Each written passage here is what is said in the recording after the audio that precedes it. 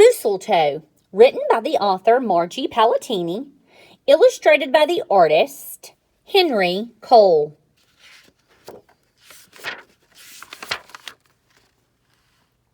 "'Twas the season, and Moose was merry. He joyfully tickled the ivories with a tuneful of tidings and a flurry of fa-la-la-la-las. He was so full of ho-ho-hos, even his moustache had the holiday spirit.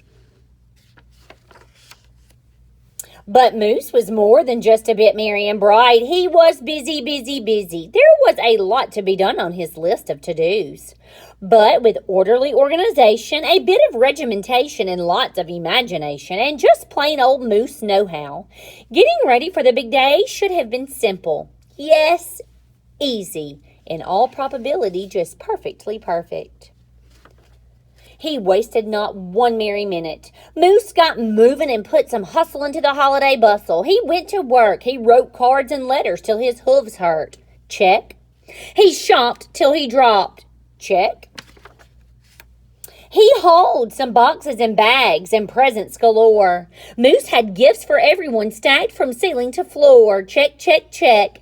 Then he wrapped yo-yo-yo and he ribboned ho-ho-ho. And on each and every package he tied a big beautiful bow. Check and double check. So far, so simple, so easy, so perfectly perfect. Another look at the list, and Moose headed for the kitchen. He pulled out the pots, pans, and bowls, sifted through stacks and racks of cookbooks. He whisked with his left and spooned with his right. Moose baked tons of tins of cookies. Check. Dozens of cakes, breads, and sweets. Check, check, check. He made jelly, sticky jams. Moose roasted a goose and some chestnuts. He toasted marshmallows and yams. Check, check, check. Triple check. Yes, yes, so simple, so easy, but of course, so perfectly perfect. Decorations were up next on his list of things to do and to get done. So Moose decked the halls and spruced up the walls. He beaded, bowed, and mooseltoed. He gathered garlands, roped wreaths, and holly, jingled bells, sang noels. Oh, good golly, this Moose was jolly. Check, check, check, check, check, check, check. Last but not least, he hung all the stockings, each and every one with special care, and just in time, too. Soon Santa would be there. Check and final check. Yes, sirree. Getting ready for Christmas was an absolute snap, and so simple, so easy, and if he did say so himself, Moose thought totally, utterly, completely, perfectly perfect. On that night before Christmas, Mother, little Sissy, Bucky, and Junior looked all through the house. What a job Moose had done. Everything looked beautiful, festive, quite fine indeed. There was just one minor problem, if you will. Oh, dear, sighed the missus as the five stared at one empty corner. Oh, my, oh, me, oh, gee. Pop, what happened? Cried Junior. You forgot the tree. Oops. Where would they hang the tinsel, string the popcorn, light the lights? Where would Santa leave his gifts for the kiddies on Christmas Eve night? So Moose pulled on his galoshes and put on his hat. He would find a tree somewhere, somehow, and that's all there was to that. So out went the Moose, braving blustery blowing winds and the cold, trudging through snowdrifts, courageous and bold. Moose first hoofed it down to the corner. Not a tree to be had.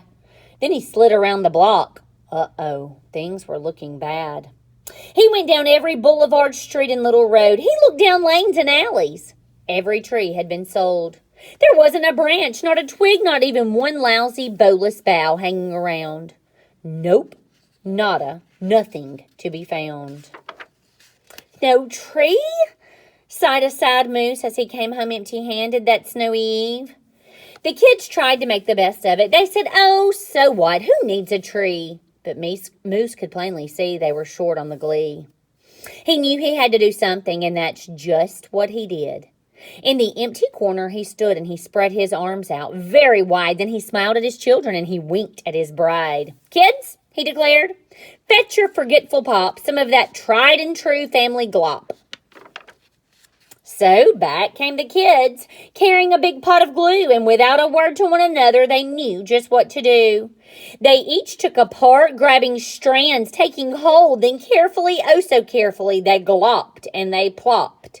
They pasted and they pressed. They curled and they twirled every which way a follicle could fathom, until Moose's magnificent moustache was indeed even more of a marvel to see. Moose was just a few needles shy of being an evergreen tree. They strung Moose with lights from his head to his toes and draped him with tinsel beginning right with his nose. They hung balls that were shiny and bells that twinkled, candy canes, berries, and plums, sugar sprinkled. Then they all stood back. Junior plugged in his pop. Ooh, ah, yes, Moose was truly one incredible sight. He was glorious and glowing, and boy, oh boy, was he ever bright. Then Junior placed the star on top of Moose's head. He gave him a kiss and a pat, and they all headed off to bed. Except Moose, of course. He stayed in the corner instead, still twinkling and blinking and waiting for Santa. Oh, so it wasn't so simple, and it wasn't so easy, and okay, it wasn't so perfectly perfect. But do you know what? It was pretty close. Ho, ho, ho. The end.